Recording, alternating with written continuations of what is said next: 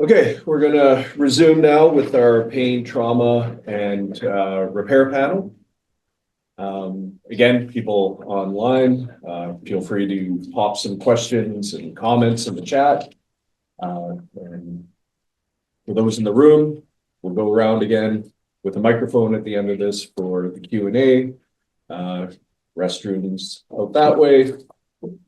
Refreshments outside the door here. So I will stop talking and hand it over to my wonderful colleague, Bjorn Krondorfer here, who's going to be moderating this. There's also a board member of Genocide Awareness. Hello, everyone. Those who have not met our institute and me, I'm from NAU, Northern Arizona University. I'm the director of the Martin Springer Institute, founded by a Holocaust survivor in 2001 and her husband. And our educational programming is about Holocaust legacy, memory, and history, but also about all kinds of other situations where there are grave injustices and calamities that we will address, past and present. So it's a particular pleasure to moderate the panel. My task will be minimal, just making sure that people don't go over time. I asked them to please stay within 15-20 minutes, so there is enough time afterwards to really enter into conversation. I bet that issues of pain, trauma, and repair resonates well with those of us who are here and online, and that we can engage our two speakers on issues that they bring up, but that we can kind of discuss and get clarification or contribute. I will introduce our first speaker online from London, from Great Britain, Joanna Michlic, who is with us. She will start. I will introduce our second speaker just before she starts so that you actually remember who is who. Joanna is a social and cultural historian specializing in the history of the Holocaust and its memorialization, anti-Semitism, and nationalism, and Eastern European Jewish childhood and families in Europe. She is one of the 3 editors-in-chief of Genealogy Journal. She authored many books, and I'm only mentioning 2 by title. One is called Poland's Threatening Other, the image of the Jew from 1880 to the present, and Bringing the Dark Past to Light, representations of the Holocaust in post-communist Europe. She received the Gerda Henkel Fellowship and also the Yad Vashem Fellowship, and serves on the academic faculty committee of the Klein Conference. She currently works on Jewish child survivors, global anti-Semitism, and sexual violence. And she actually sent me a much more extensive narrative bio, and I'm cutting it a little shorter, but I'm sure she can share this with us later. I am happy to share this with you if you want to learn more about her. Thank you for being with us, and it's your floor, and we're looking forward to your talk. Thank you very much for this kind introduction. Can you hear me? Yes. So my talk, in some ways, it's conversation with the previous panel, and of course, I would like to, before I start to discuss the main subject of my presentation, to thank the university, all the organizers, for their very kind invitation. I'm delighted and honored to be speaking at this very important event with so many panels, and my apology as I have not been with you for all the conference so far, as I attended and spoke at the conference on contemporary anti-Semitism that just ended in London. So now I will move on to the subject of the main presentation, and I will be talking about trauma, pain, but repairs and impossibilities of repair too. The title of my talk is Missed Lessons from the Holocaust, Avoiding Complexities and Dark Past in Testimonies of Child Survivors. On the 20th anniversary, on the 27th January this year, at the 80th anniversary of the liberation of Auschwitz-Birkenau camp, child Holocaust survivors, the last living witnesses to the horrors of Nazism, expressed their grave concerns about the current proliferation of Holocaust denial, Holocaust distortions, and Holocaust inversions, and about the post-October 7 global intensification of anti-Semitism online and offline. Not only do they worry about the future of their children and grandchildren, but also about the future of the state of democracy, civil society, and education against hatred, racism, anti-Semitism, and xenophobia. Today, we recognize that the Holocaust left an indelible scar with consequences that continue to echo across the survivors' multi-generational families. In my published work and forthcoming book, I have argued that we need to go beyond the sanitized references and accounts of Jewish child survivors to fully grasp the impact of wartime scars on their post-war lives. We need to stop viewing child survivors primarily through the lenses of sentimentalization and only as examples of renewal and redemption. In this process, we need to learn anew to listen to the child survivors' testimonies and revise the expectations and presumptions we apply in analyzing and interpreting them. Only by listening attentively to Jewish child survivors' voices at different stages of their lives, we can fully grasp the impact of messy, dark events on young people's lives in the aftermath of genocide, and acknowledge the coexistence of vulnerabilities and resilience in their lives. We can also grasp the impact of Holocaust on the families of young survivors, the second and third generations. The darker and more painful aspects of child survivors' biographies, along with accounts of successful professional and familiar lives, should be an intrinsic part of mainstream public representations in lecture halls, museums, public history, and education. Otherwise, in the words of Sarah Federman, American-French scholar, we subject the complexities of survivors' perspective to another form of erasure. Why do we prefer to listen to carefully selected representations of Jewish child survivors' accounts of swift renewal and redemption? Why, in the words of historian Susan Crane, do young students today expect to view Holocaust atrocities through the lenses of satiation and redemption? And of course, today, some young students, in the reality of October 7 in its aftermath, simply discount Holocaust and the voices of survivors. My colleague Jennifer Gides, a Holocaust scholar from Virginia University, calls the dismissal of dark aspects an impulse to contain or taming what we hear. This impulse has been detrimental to our understanding of the impact of wartime horrors on young individuals and leads to superficial understanding of their lives. On a broader scale, it also leads to superficial understanding of the Holocaust and its profound impact on post-1945 Jewish families and communities. In the immediate aftermath of the Second World War, the West was deeply shocked about an unprecedented number of orphan children, Jewish and non-Jewish, the victims of Nazi destructive policies, which was viewed as a war against children. And the reassuring and sentimentalizing narratives of Jewish child survivors as smiling, physically and emotionally and mentally resilient, like our own regular children, were created then to fulfill various political, social, and cultural needs, including the needs and desires of potential adoptive parents from the West.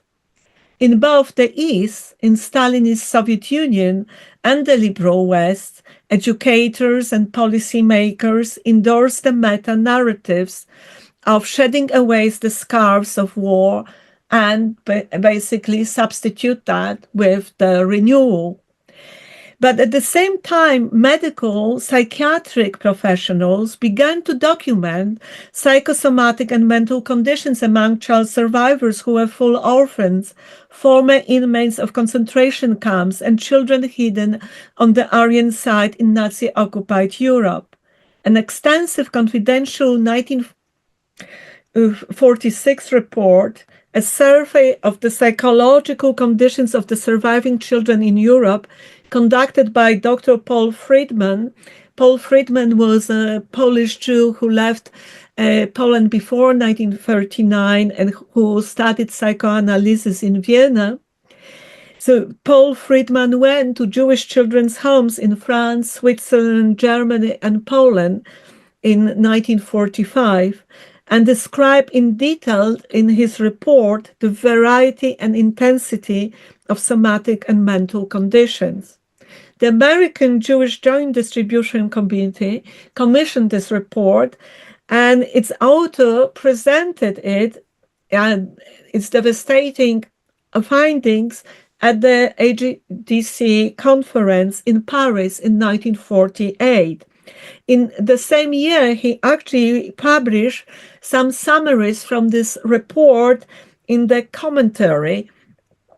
And here it's one of the excerpts. Oh, actually, I do not have the excerpt. My apology, but I will read it to you. I cite only a short excerpt. Here we are no monsters, no savages, no psychotics. But I soon discovered that these children had serious emotional problems, usually of a neurotic nature. They would have been distinctly abnormal not to have them. To have lived as these children had in Hitler's Europe was to have inhabited a world where all the accepted modes of human intercourse have been destroyed and all moral standards have been subverted. But the behavior patterns formed by these children, and actually you see such children here in this picture, that this behavior pattern formed by these children during these years when they had to struggle for sheer survival could not be lumped together in an overload syndrome. The patterns were too diverse. The end of citation. However, despite reports such as Friedman's, there was a visible lack of attention paid to the wartime biographies and mental health of Holocaust survivors, both young and adults. That was the paradox of the early post-war period that has inevitably led to the creation of long-lasting pattern of approaches towards child survivors and their history. Till today, they are chiefly viewed through the renewal and redemption lenses, while darker aspects and complexities of the wartime and post-war lives are kept at a safe distance. Elie Wiesel, the acclaimed writer and a young Hungarian Jewish survivor, would reflect retrospectively about the post-1945 disinterest in the children's wartime past as the conspiracy of silence. The reassuring and sentimentalizing narratives have avoided dwelling on the presence of uncontrollable grief, dark emotions, and attempts at committing suicides by child survivors on the way to Palestine, in the DP camps, in kibbutzim, in Jewish children's orphanages. And here, this is an image of one of the first Jewish children's home set up in Poland, in Lublin, in eastern part of Poland. This is one of the first photographs. Of course, this child survivors, this whole orphanage had to relocate in early post-war period in 1946 to western part of Poland because of the fear of being attacked by underground right-wing military forces. So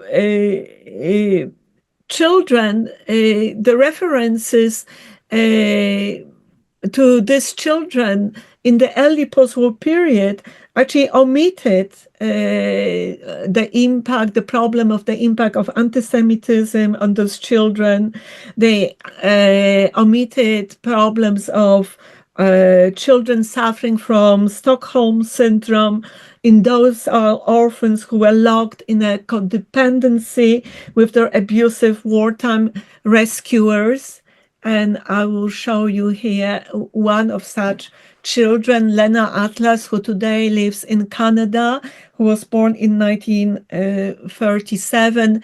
Here is an excerpt from her testimony. She survived the war by being looked after or taken care by two sets of rescuers. The first set of rescuers were actually what I call rescuers perpetrators, and this is how she actually describes her condition as she remembers in 1948. He is another child. This is actually not a typical situation, but a rather typical situation. Hannah Grünberg, born in 1932, in her testimony of 1946 in Otwock Children's Home in central Poland, she talks about her former rescuer, who she at first liked very much. They had a strong bond. She presented herself, Hannah, to the rescuer as a Christian Polish girl whose parents were taken to Germany. But then when the farmer discovered that she was actually Jewish, she had to admit to her that she was Jewish because she didn't have a birth certificate. The hell began, and Hannah was actually ready to be killed during the war, when the fighting between the Soviets and the Germans began in the region, rather than live under such abusive conditions. So some child Holocaust survivors also struggle for a long time to accept Jewish identity, as they had internalized anti-Jewish prejudices about Jews in the environment, that they were hidden, and remembered, of course, the brutality of the Nazis and their local collaborators. And one of such children is the Lena Atlas, who I just show you. And now I also want to talk about cases of children who had a very difficult time in being reunited with their families after the war, cases of failed adoptions, and the effect of wartime wounds and scars upon the reconstructions of children's pre-war families. And here you see Leona Volanin. Actually, this is a picture taken at her 60th birthday, when she was actually reunited with her biological mother and her half-sisters, step-sisters, and her stepfather. The case of Leona Volanin is a poignant illustration of the irreparable emotional alienation from a surviving birth parent, a Holocaust survivor, and Leona's difficulties of accepting normative Judaism and Jewish traditions from which she had been removed as a 5-month-old baby in late November 1942 in order to be physically saved.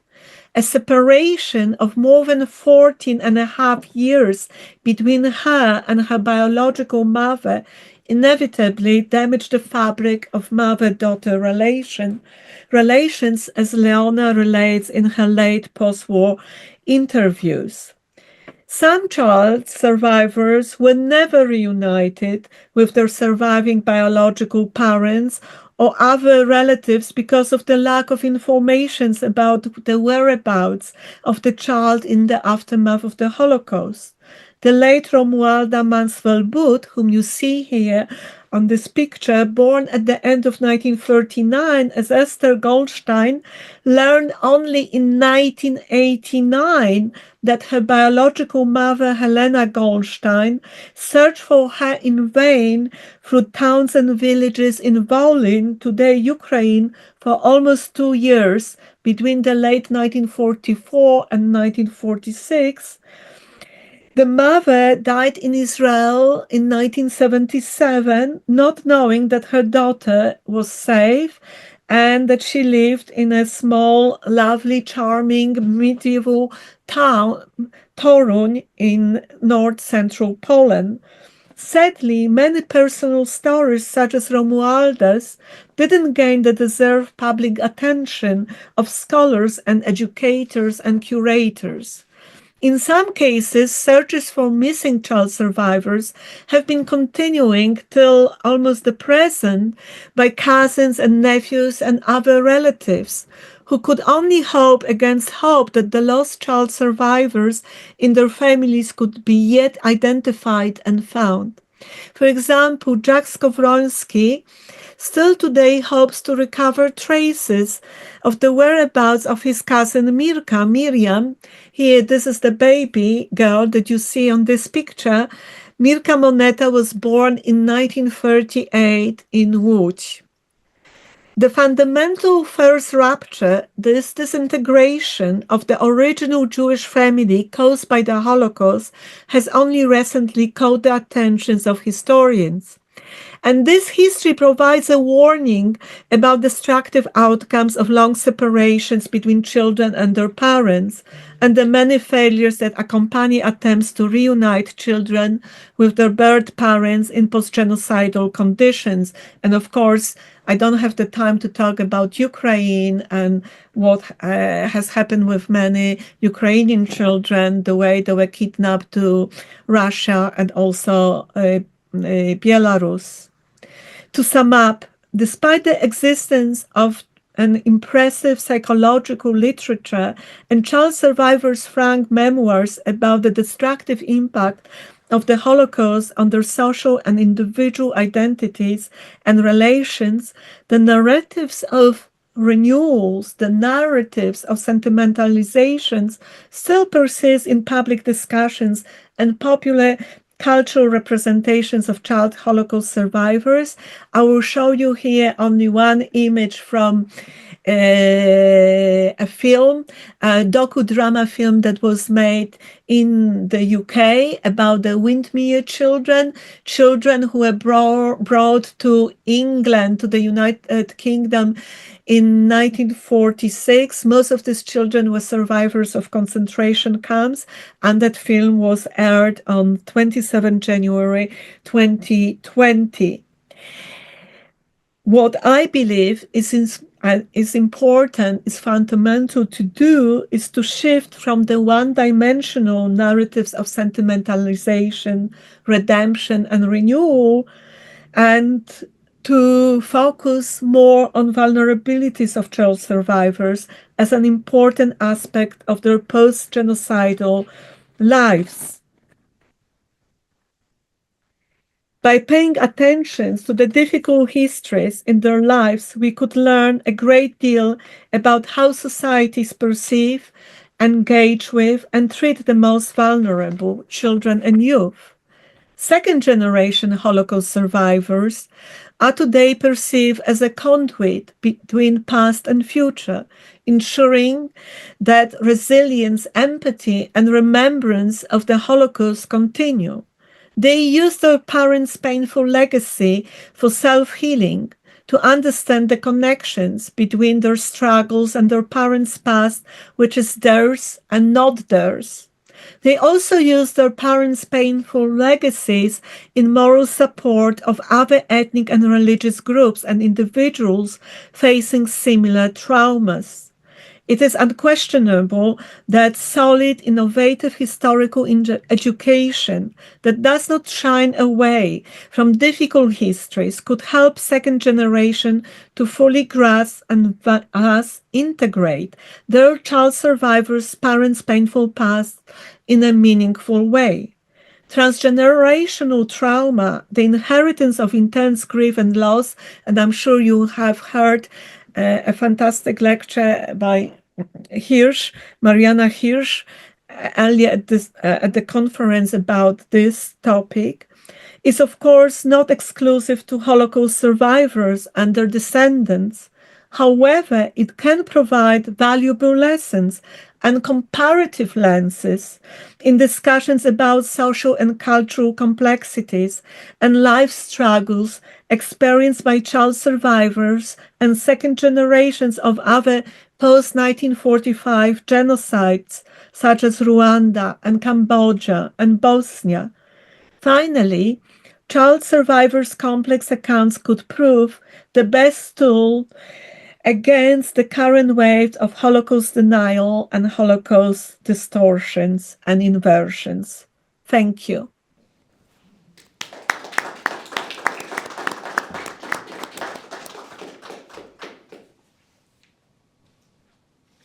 Thank you so much for this wonderful presentation. We will first hear about from our second speaker, and I will introduce in a moment, and then we open up to discussions and see whether there are common themes or maybe differences that we can address. It is my particular pleasure to welcome Sabah Carrim, who's sitting here, who will join us in a moment.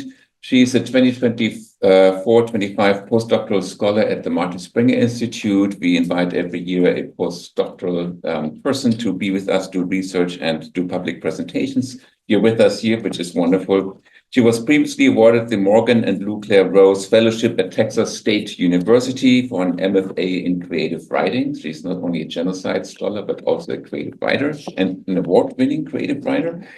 She edits the Arts and Literature section of the Journal of Genocide Studies and Prevention, and she also hosts a podcast series on genocide studies that is titled Not to Forgive, But to Understand. Her current research seeks to explore the use of neuroscientific evidence in courts trying perpetrators of mass atrocity and genocide.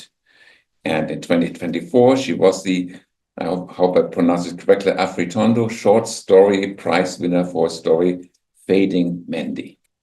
Welcome, and the floor is yours. Thank you. Thank you for this great introduction. Sorry, can you hear me well? Yes. Okay. Okay, so well, I'll try to be there. There are many slides, but I promise I'll go very quickly and you'll have an overview of what I'm doing at the moment. I'm working on this book. And if you have any questions, if I don't touch on a few points, it's just because of time constraints. Please go on and ask me any questions you have during the Q&A session. So the reason I've put my qualifications there is, I'm sorry, it's not to be tacky. It's for the very purpose of trying to say that I had the fortune of meeting somebody a few years ago who told me it's not important to do different things because there are law degrees. There's a degree in genocide studies, in international human rights law, and in creative writing. And this person said it's important to combine them. So what I'm doing is, in my research, I'm combining all of these degrees. It's chaotic, but it's very interesting, I promise. How do we go about, oh, yes, correct. Okay. So the reason I picked this as a title, it wasn't me, it was my brain. And this is what genocide perpetrators would potentially say one day, is because there are numerous articles on this very thought. It wasn't me. As you know, some of you may know, we always try to find excuses and justifications for what's happened in the course of a genocide. And here is one more. Now we're going to blame the brain. And so these three articles showcase, just to the titles, showcase the fact that, and these are just three among many others, that there is a sort of a neuroscience now as a new epistemology is being introduced as a possible other defense in courts by perpetrators. So this idea of it wasn't me, it was my brain, there's something wrong with it, you've got to blame it and not me for what's happened, is becoming very common. Not in the international sphere yet, but definitely at the local sphere. What do I mean exactly? If you take local courts in America and Europe, US and Europe seem to be resorting to neuroscientific evidence. If you take the case of local courts and federal courts in America and Europe, they are resorting to defenses based on neuroscience. We can get into more details if we want later on. So this is the highlight. These are the 3 articles I'm going to show you. Now, I just wanted to like draw attention to that little poster on the right. It's actually by Allstate Insurance. I'm not here for any advertisement purposes, but it's by Allstate. And Allstate Insurance came up with this advertisement a few years ago where they said, why do most 16-year-olds drive like they're missing a part of their brain? And it's because they are. And the idea behind this is that the prefrontal cortex, that's the frontal side of your brain, it is responsible for impulsivity, influenced by peers, and volatility. And it is the last part of the brain to develop, and it develops well into your mid-20s. So the question is, if that part of the brain, which is responsible for impulsivity, volatility, and influenced by peers, which has everything to do with decision-making, why are we convicting people who are below 25 years of age with full-blown punishment? Surely we should treat them like we treat the youth, the younger people who are below the age. There's something called, in law, we say MACR, minimum age of criminal responsibility. Surely we should be putting all these people in that category up to the age of 25, around 25, because there's no specific age. We should actually not, punish them fully. And so guess what? If you look at my second point there, the Netherlands actually passed a law to amend MACR, the minimum age of criminal responsibility, so that now it's 23 years. So if you have to be 23 to be in an adult court, otherwise you go to the youth courts that exist in your country. So the Netherlands has done something about it. And the point of this slide is to tell you, whatever I'm saying is not theoretical. It's been put into practice. Used by insurance agencies, it's used by the Netherlands in its legal system, and also international law. And this is important to me because when I started this research, I thought there were only local cases about the use of neuroscience evidence.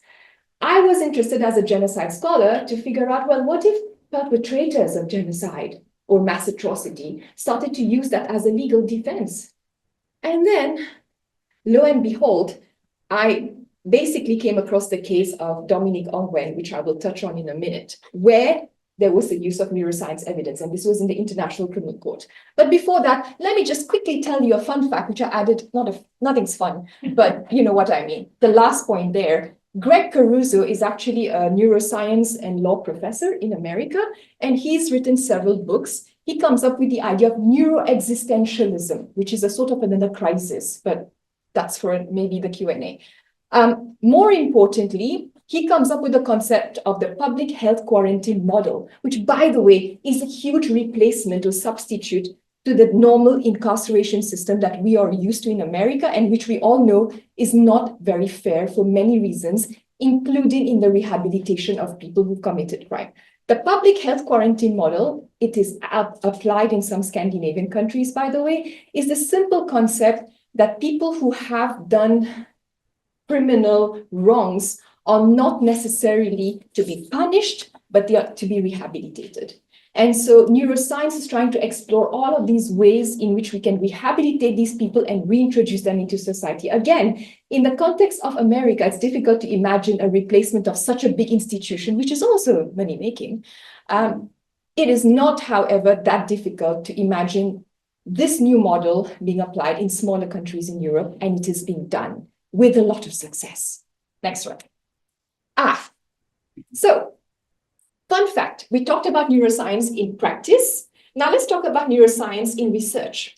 Robert Sapolsky, he's from Stanford. He has many books, but I would recommend his YouTube lectures. They're fantastic.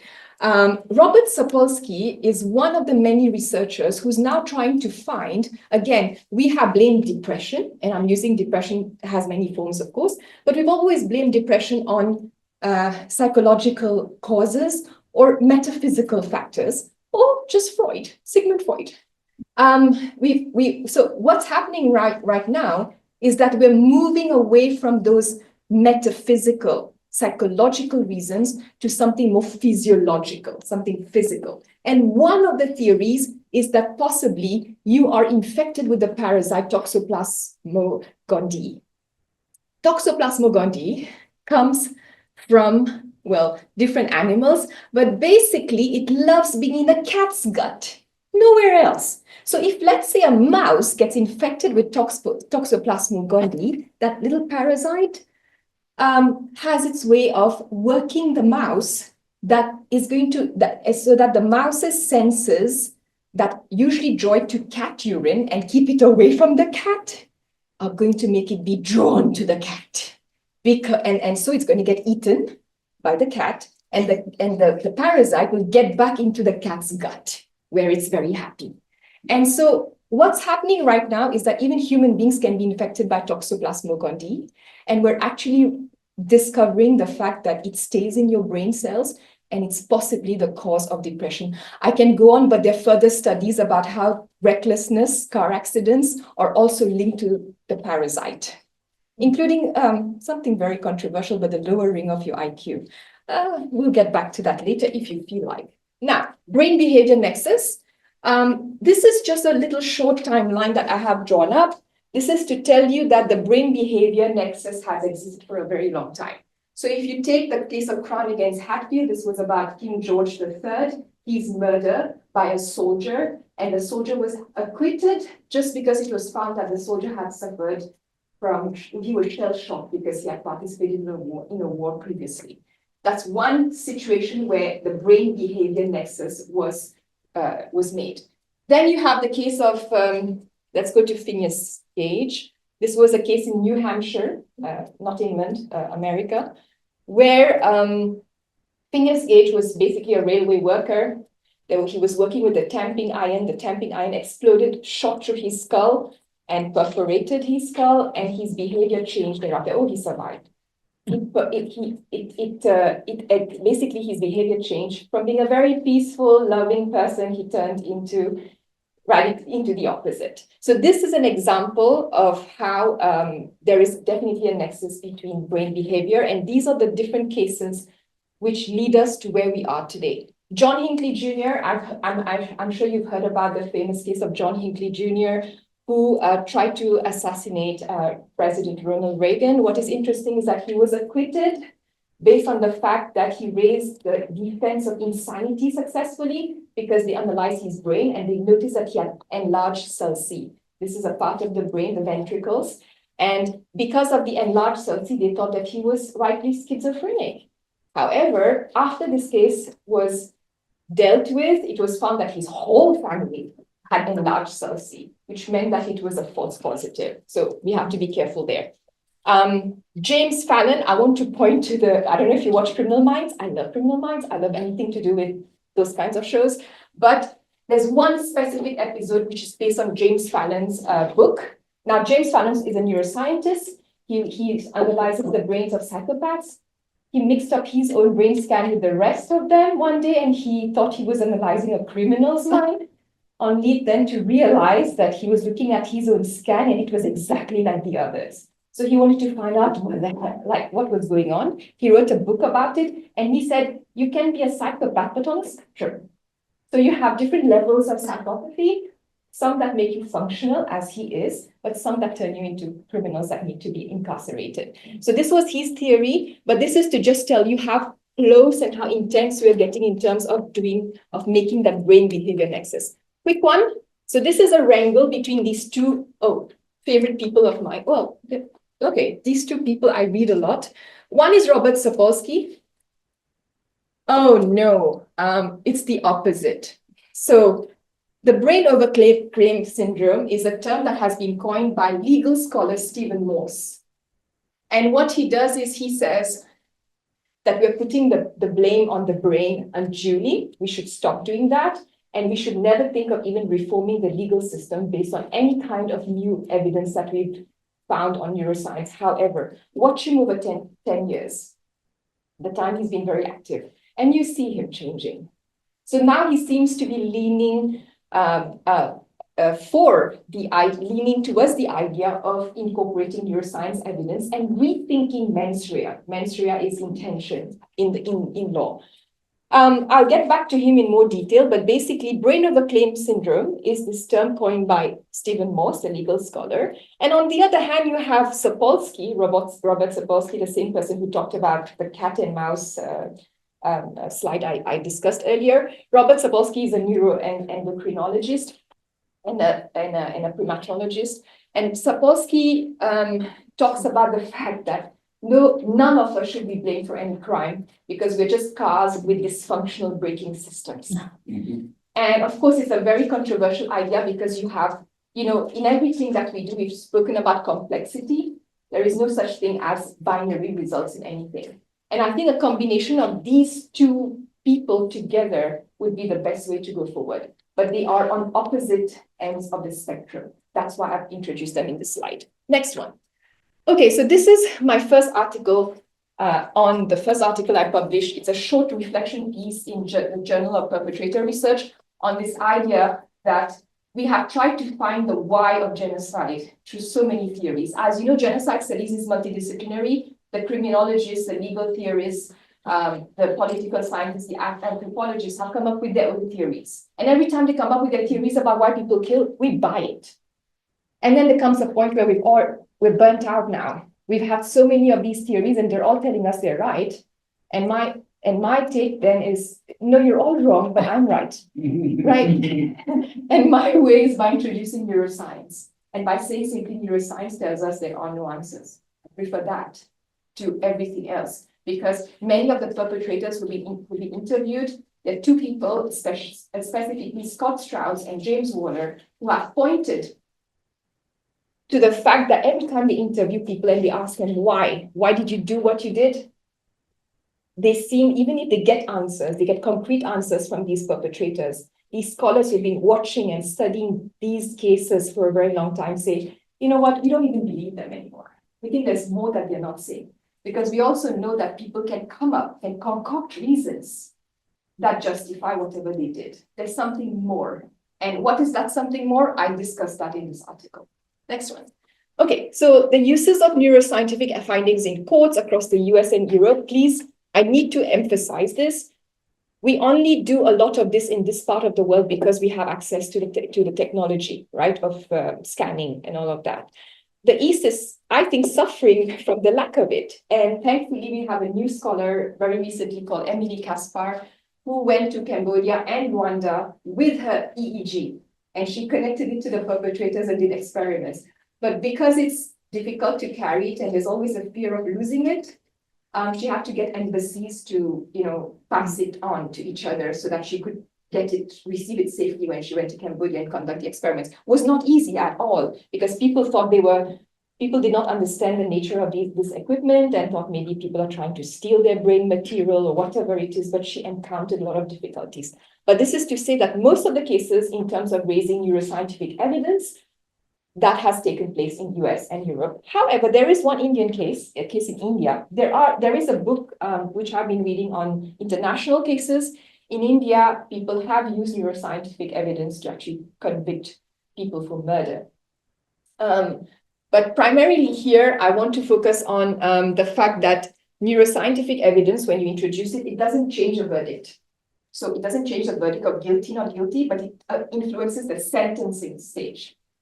So the sentencing stage, what is influenced? Because the threshold, the standard of proof is lower. So you don't have to go to great lengths to prove that the person, did something inadvertently at the sentencing stage. So what happens generally is that you can introduce neuroscience evidence at the sentencing stage. Something groundbreaking happened in America in 2005, Roper and Simmons. As I said, the death penalty is still applicable in America. Well, no, I did not say this, but I'm saying it now. And in the case of Roper and Simmons in the US, it was a US Supreme Court case.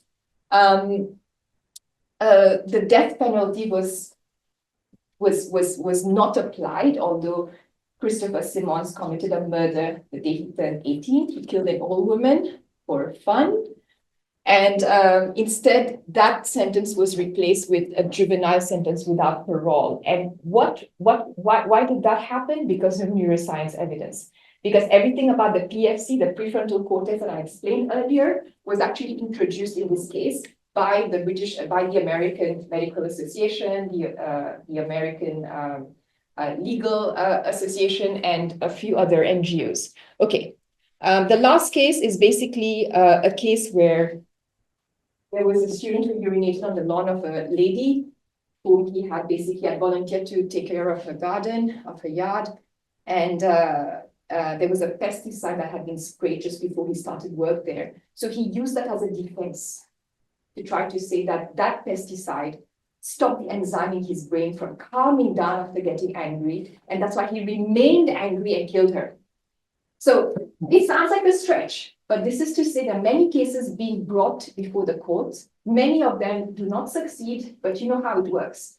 You always bring new evidence in, it doesn't succeed for a very long time until findings get better, the neuroscientific findings get strengthened, and then they're reintroduced in court, and then you get all passes. So these are the preliminary cases in the field. Next one. So this is my research. There are two prongs to my research. Very broadly, my main focus is perpetrators, the use of neuroscience evidence in courts. As I said, we've discussed local courts so far.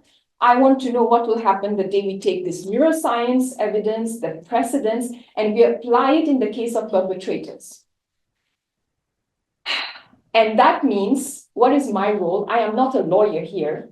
I know the legal system, I know how that works, but my job as a scholar is to make sure lawyers don't exploit it. Because neuroscience evidence, I will explain later, is so esoteric that there is a chance that when you bring it in front of the judges, there'll be the Christmas tree effect, which I'll explain later. But basically it means they'll be dazzled and they'll get carried away with the evidence, and they'll go ahead and use it to defend their clients. We don't want this abuse of evidence, because lawyers will do anything to bring up any evidence that works for them, any defense that works for them. So my job is to be able to police this by setting out limitations to what can be used and what can't be used. That's my big baby. The smaller one, which is next to it, is basically focusing on how neuroscientific findings influences our understanding of trauma, which includes this short and long-term, visible and non-visible effects of exposure to violence. What do I mean exactly by this?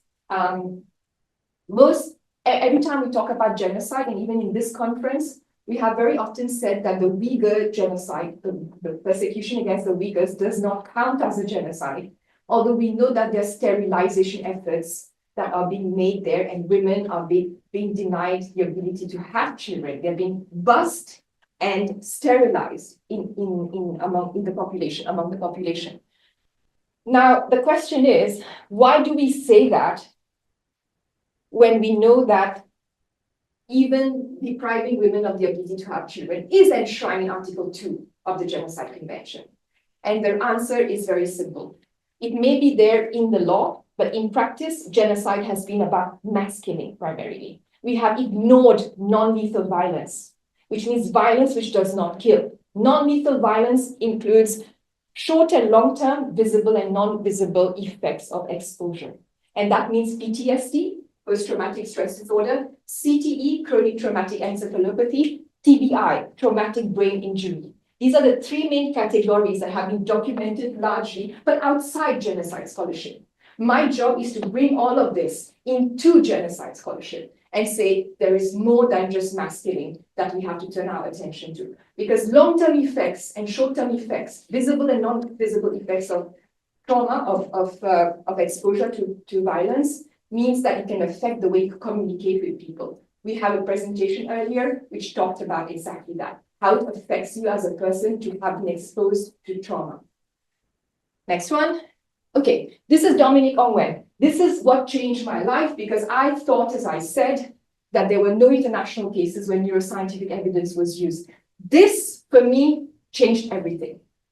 Why? Because in 2015, Dominique Ongwen, who was a member of the Lord's Resistance Army, a guerrilla organization in Uganda, was actually tried before the ICC. He was abducted at the age of around 9 by the LRA, the Lord's Resistance Army, and he was turned into a killer.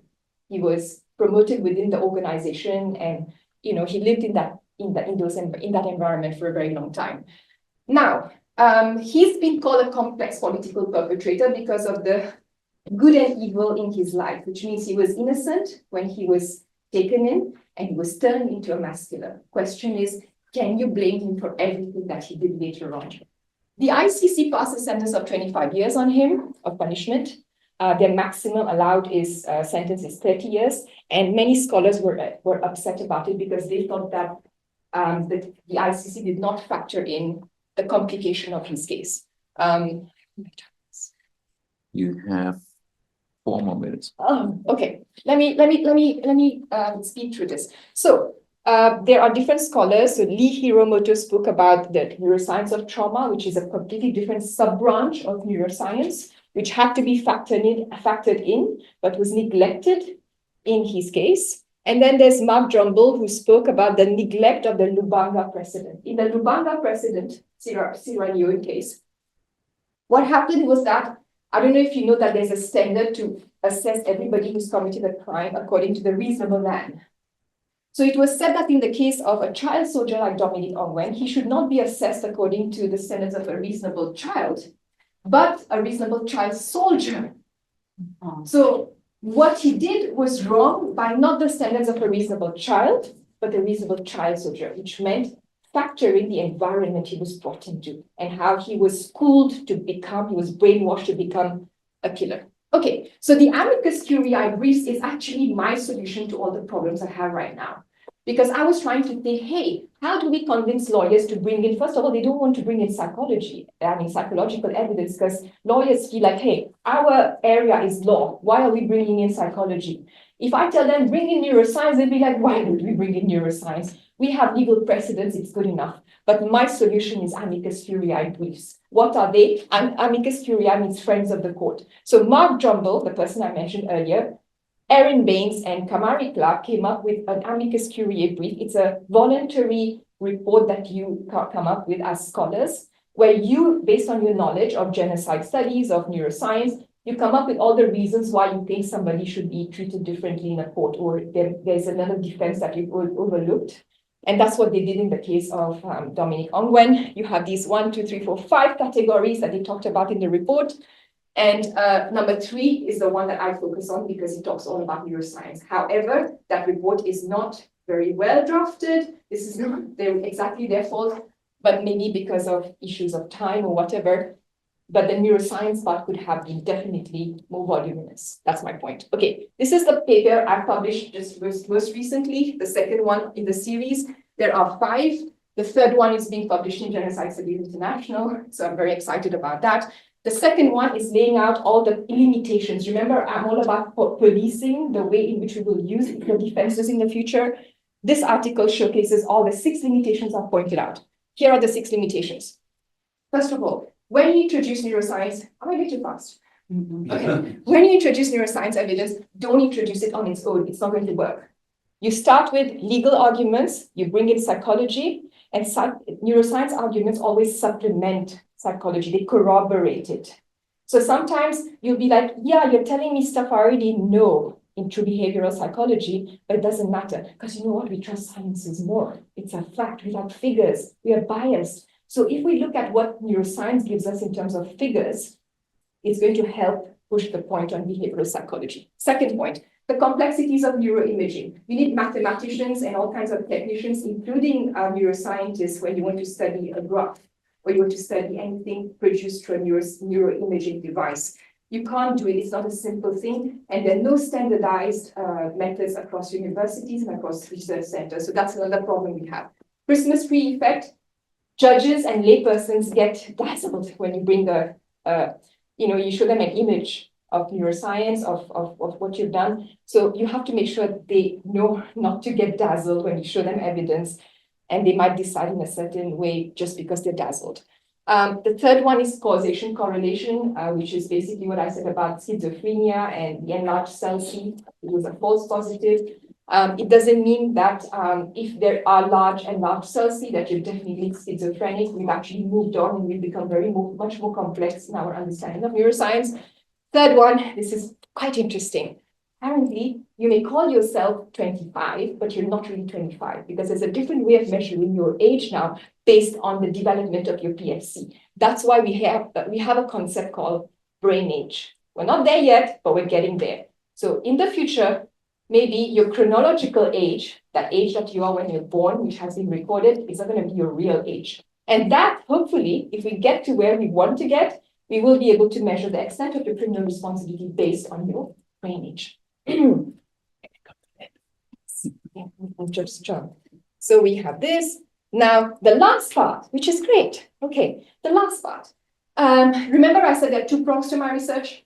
The second prong is about, as I said, introducing neuroscientific evidence or findings to make sure that we understand violence to also include non-lethal violence, its short-term and long-term effects. Now, the way we will do it, we're lawyers.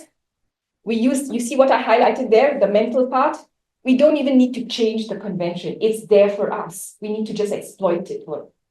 We need to reinterpret it purposefully. So that word mental there, it could include neuroscience evidence too. So the job's done. It's ready to go. Last is this picture of a brain and Pinky and the brain. I grew up in a French-speaking community. We used to call it minutiae cortex because everything was in French.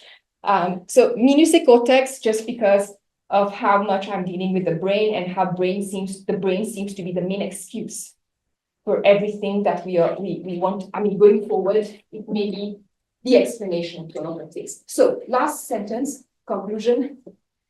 We've been trying to understand the why of our behavior. We came up with the 4 humors, your secretions to explain why we do what we do. And we talked about an imbalance in them, which is why maybe somebody's more hysterical than another, or more angry than another. And then we came up with Freud's Trinity, the ego, the id, and the superego. And now we have, well, I'm jumping the stages here, but now we have the brain itself to explain the why of our behavior. Are we there? No, we're not. We're very far from there. But there's a big chance the lawyers will exploit that. The results are approximate, and I want to keep emphasizing on that. It has a great future, a promising future, but for now, let's be modest. And that's my point. Thank you.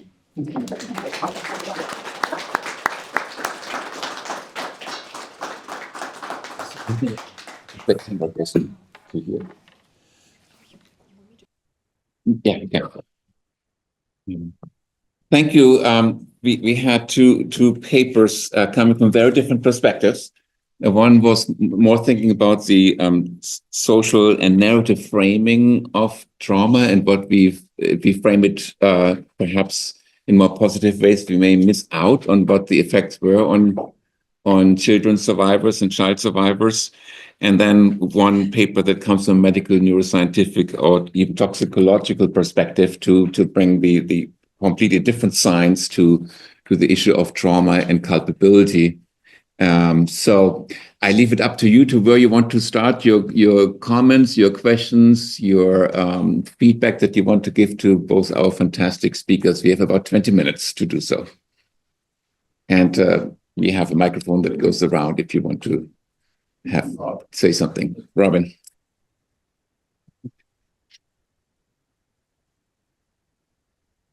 Sabah, I have a quick question for you. You took this primarily from a legal perspective, which I really appreciate, but I'm wondering, in your research, have you come across points of using this information in a healing sense, in terms of healing the brain to interrupt perhaps the ongoing continuation of trauma and abuse within the family and perhaps at large in society? Do I answer it now? Okay. So yes, there is a whole branch in neuroscience called neurointerventions. And basically, it's using neuroscience to understand people and their conditions better. Let me talk about one specific paper that I read. We all think of pedophilia as a uniform concept when you charge somebody with that crime, with that act. However, through neuroscience, we've now discovered something called idiopathic pedophilia and acquired pedophilia, which means there's one which is genetic that if your parents or your grandparents are, that you will probably be it. And then there's acquired, there's idiopathic, which basically, it speaks for itself. So the point is that by understanding the differences between in pedophilia, you're being able to treat the problem differently. Do we have actual solutions right now? Again, we're in the course of getting there, and things are moving very fast. So there are certain conditions and certain criminal behavior which is being treated very directly. I'll just jump very quickly to speaking about something that may seem a little surprising, but even the use of the color pink as uniforms in jails apparently reduces violence and kind of like softens your behavior. So these are all the insights that neuroscience is basically offering in terms of how to treat different kind of situations, criminal behavior in a different way. So if Assad were here, actually his presentation earlier today would have been very relevant to what you just said. He told us that we cannot understand Karadzic, right? A perpetrator who really was apparently by neuroscientific approach probably would have been found to be psychotic or abnormal in some ways. So if we bring that case to the conversation, what would we make of it? So I think this is very important. What you just read is very important because there's also a danger of what we call neurobiological determinism. If we are going to start singling out a certain brain structure or brain type with a certain behavior, we're going to accept it as such. And this gets us into dangerous territories of eugenics and all these horrors that we have already talked about. Well, the good news I can say is that because of cases like John Hinckley Jr.'s, the example I gave, and there are many others where they're false positives, and even James Fallon's case, where he realized that his brain matched the other brain scans that were there, it's very clear that we can't jump to quick conclusions. And what I like about neuroscience is that it's like literally your computer systems where they're networks. There isn't just one side or one part of it which explains something. And that's the reason why I'm working together with neuroscience professors too, to make sure I'm not simplistic and reductive. It's too simple to say, oh, your brain lit up, it means you're guilty. Your brain lit up, therefore you are lying. It's not as simple. So I think appreciating the complexity in neuroscience will stop us from going in that reductive neurobiological deterministic direction, which we must. And that's why for me, my job is extremely delicate, I think, because I have to admit and keep in mind this complexity at every juncture of my work. I'm not a neuroscientist, and I have to be very modest in the claims I make. And by the way, when I spoke about Robert Sapolsky earlier, there are also people who are younger than him who think that his approach is exactly too deterministic. He's making very quick conclusions, for instance, and we have to be careful with that. Before we get to you, I want to bring in our other speaker. Joanna, can you hear me? Yes, of course, I can hear you. Excellent. Part of where I see some similarity, even though they come from very different perspectives, is the issue of framing. How do we frame the experience of perpetrators and the experience of victims? But both of you come from, again, as I said, from very different perspectives. So I wonder, Joanna, how you're responding to the framing that our other speaker, Sabah, introduced, what your response is. And I also want to know the framing that you introduced. You talked about both the West, how people responded to child survivors, like, say, in Great Britain. And you also talked about Stalinist Soviet Union, where there are different frames in the West and in the East post-1945 that you found when you did your research on children survivors. So I will start with your last question, perhaps because that's an easy question. Basically, we know that in the Soviet Union, many of the psychiatrists, so the community of psychologists and psychiatrists, conducted research on children, Jewish and non-Jewish children during the war and the impact of the war on those children. And that whole research was stopped by Stalin, because Stalin's idea was that after the war, we start from the year zero. Yes, and we cannot look at the complexities of the survivors. This is a happy Soviet nation. So in some ways, despite of the ideological differences, huge ideological differences, when it came to to look at the impact of the war on survivors, especially the young ones, you have the same policy in some ways, yes? Starting from year zero, when suppressing the research. And only today, actually, historians of post-Soviet Union, historians of childhood, uncover this documentation and engage with the reports produced by psychiatrists. So here I will stop, but in the Western West, in the liberal West, the idea also was to start from the year zero. We have seen such atrocities, and we have to move on. Yes, and this is, of course, documented in the early post-war representations, documentaries, writing, literary writing, journalistic writing, policy making. And of course, there was also fear when it came to child Holocaust survivors. There was also fear. Because these children, it was recognized that many of these children were damaged, yes, and fear of these children of being integrated to our society. And there is a huge research on that by Tara Zara has written on that. Rebecca Clifford from United Kingdom.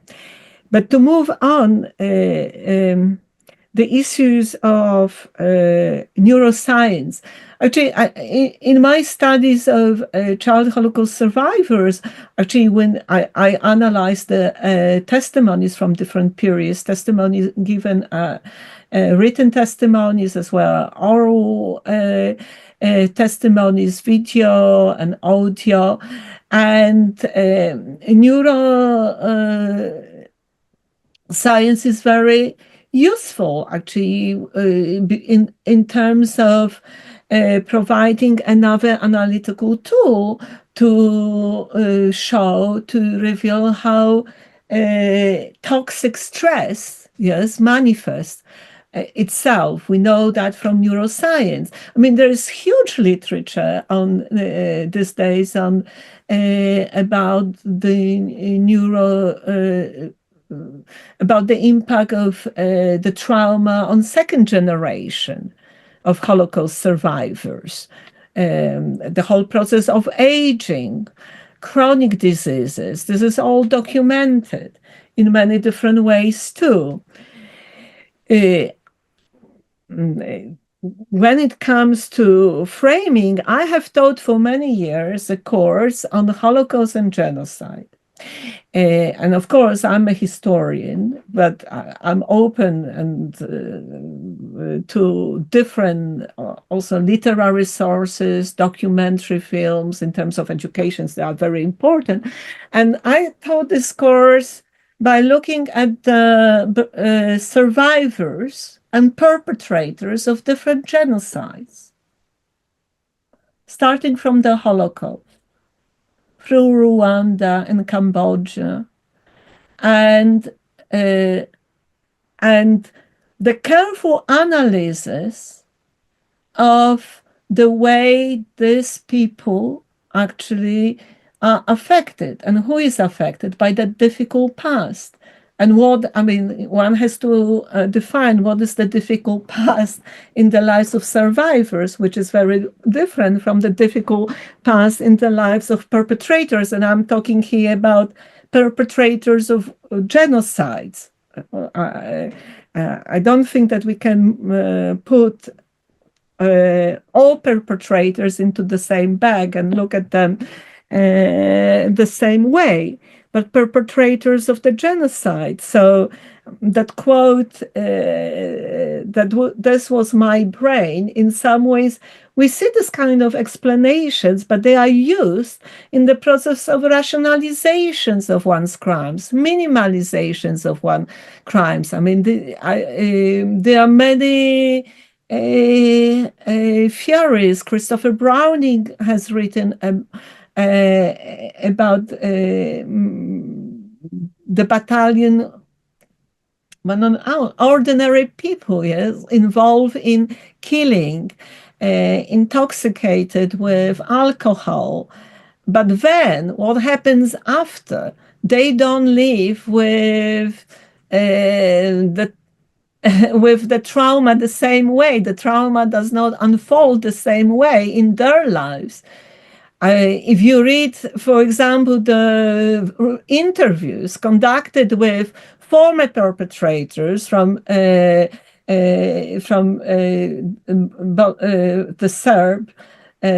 Serbian occupation military units from both the wars of Yugoslavia and Bosnian genocide, you can actually tell through very careful textual analysis that when they talk about their crimes, they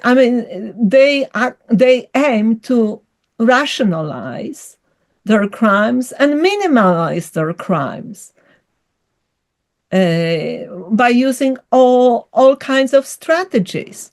So, of course, you might have a range of individuals, psychopaths, but if you want to really understand the history of perpetration and the aftermath of perpetration, and there is a huge documentation like with regards to Rwandan genocide or Cambodian genocide, so and also the Holocaust. You can look at the history, what happened in the aftermath, in immediate aftermath. In Germany, the problem of lack of the Nazification. The German doctors, Nazi German doctors, who were evaluating Holocaust survivors and were claiming that these people are not affected by what happened to them during the Second World War, during the Holocaust, but what happened to them before that. Relationship with parents. So there were and Dagmar Herzog is one of the key scholars of Nazi Germany. She has done a lot of very important research on the subject. The legal issues pertaining to the denial of German citizenship to former German Jewish refugees by courts that were that were still in the mindset quite Nazi, and they were very eager to bring the former Waffen men from abroad and regain their citizenship. So I think neuroscience, when applied very carefully, can actually give us the tool, analytical tool, or an interpretive frame to show that sociological, historical, social studies, textual analysis of testimonies take us the same direction. They confirm certain interpretations that we are familiar with. That's another way of looking at the long-term impact of genocide on survivors. but the long-term impact on the perpetrators, I believe, or even short-term impact on the perpetrators is of a different kind. And I'm talking here specifically of perpetrators of genocide. Joanna, we have 2 more questions we want to get to, or 3. Thank you so much. Who is next with questions? Let's have one more question. Yeah.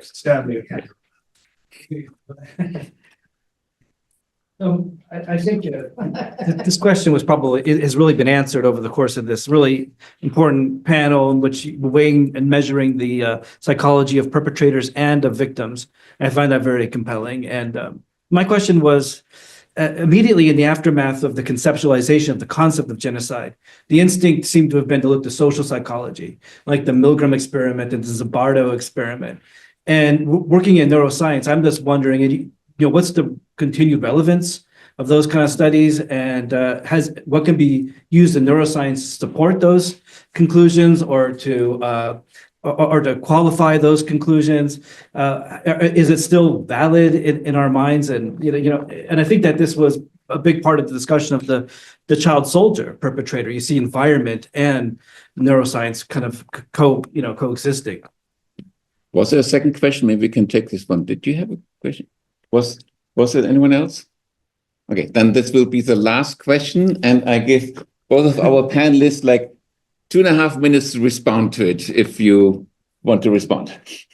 Would Joanna want to? Or Okay, you start. Okay. Well, I'm working on this paper right now, so this is exciting. Okay, very quickly. Yes, so what I'm doing right now is I'm working on, let's take primary level perpetrators and mid-level perpetrators. Primary level perpetrators, Pol Pot, Stalin, the big guys, always use the excuse of altruistic, humanistic motives in court. That's their typical defense. I was doing it to change the world. I was doing it for the betterment of mankind. Of course, we know the limitations to that. The mid-level perpetrators, Eichmann, Deutsch, always use superior orders defense that has its own history. In court, no international lawyer will want to go beyond the precedents in superior orders because there's so much literature, about that. So they'll stick to law, legal defenses. And they talk about the history and the nuances because it's been evolving. In 1998, by the way, the ICC passed a law saying that the superior orders defense cannot be used by genocide perpetrators. That has caused a big uproar in the whole community. Now, how can we reconcile this to neuroscience? The paper I'm currently writing is trying to, first of all, talk about the superior orders defense and how it's the only available strategy for mid-level perpetrators, how it's limited, and then move on to behavioral psychology, which brings in Milgram and Zimbardo. And let's all remember, we keep talking about those as if they're still applicable and still valid, but we know that they have been questioned. We need to bring back that into the literature and mention that over and over again, because there are other people like even Emilie Caspar. She has conducted that experiment again. She's been interviewed by the BBC, where she used neuroscience evidence to find out if Milgram made sense. So I bring that in, and then the last part is I bring in neuroscience, and the exact branch of neuroscience is called the neuroscience of conformity.